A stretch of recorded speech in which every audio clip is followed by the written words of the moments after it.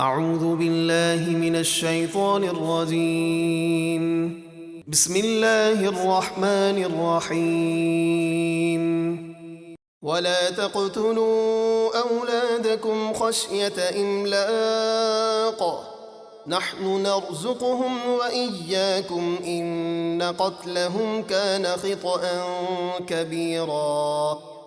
اور تم اپنی اولاد کو تنگ دستی کے ڈر سے قتل نہ کرو، ہم انہیں بھی رزق دیں گے اور تمہیں بھی، بے شک ان کا قتل بہت بڑا گناہ ہے۔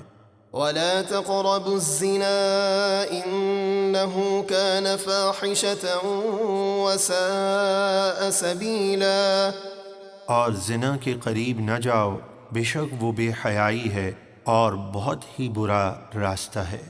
ولا تقتلوا النفس التي حرم الله إلا بالحق ومن قتل مظلوما فقد جعلنا لوليه سلطانا فلا يسرف في القتل إنه كان منصورا۔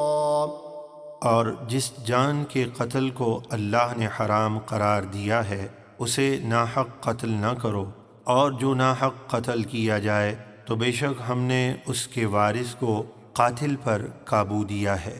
یہ قابو کیا ہے؟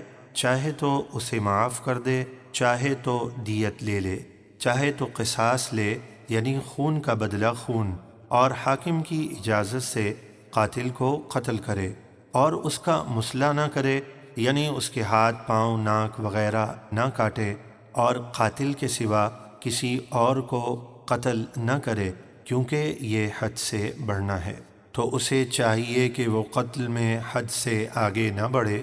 بے شک اس وارث کی قصاص دلوا کر مدد کر دی گئی ہے۔ ولا تقربوا مال اليتيم إلا بالتي هي أحسن حتى يبلغ أشده وأوفوا بالعهد إن العهد كان مسؤولا۔ اور یتیم کے مال کے قریب نہ جاؤ مگر اس طریقے سے جو سب سے بہتر ہے، یعنی حفاظت اور بڑھانے کی غرض سے، یہاں تک کہ وہ اپنی جوانی کو پہنچ جائے، اور وعدہ پورا کیا کرو، بے شک وعدے کے متعلق پوچھا جائے گا۔ وَأَوْفُوا الْكَيْلَ إِذَا كِلْتُمْ وَزِنُوا بِالْقِسْطَاسِ الْمُسْتَقِيمِ ذَلِكَ خَيْرٌ وَأَحْسَنُ تَأْوِيلًا۔ اور جب تم ناپنے لگو تو پورا ناپو اور صحیح ترازو سے تولو، یہ بہتر ہے اور اس کا انجام بہت اچھا ہے۔ وَلَا تَقْفُ مَا لَيْسَ لَكَ بِهِ عِلْمٌ إِنَّ السَّمْعَ وَالْبَصَرَ وَالْفُؤَادَ كُلُّ أُولَئِكَ كَانَ عَنْهُ مَسْئُولًا۔ اور اے سننے والے اس بات کے پیچھے نہ پڑ، یعنی ایسی بات نہ بول جس کا تجھے علم نہیں، بے شک کان اور آنکھ اور دل ان سب سے قیامت کے دن سوال ہونا ہے۔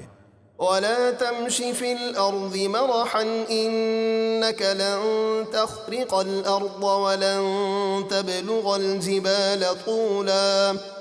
اور زمین میں تکبر سے اترا کر نہ چل، بے شک تو تکبر کر کے ہرگز زمین کو نہ چیر سکے گا اور نہ پہاڑوں کی بلندی کو پہنچ سکے گا، یعنی تکبر کا کچھ فائدہ نہیں۔ كُلُّ ذَلِكَ كَانَ سَيِّئُهُ عِندَ رَبِّكَ مَكْرُوهًا۔ یہ جو کچھ پچھلی آیتوں میں گزرا اس میں جو بری بات ہے وہ تیرے رب کو ناپسند ہے۔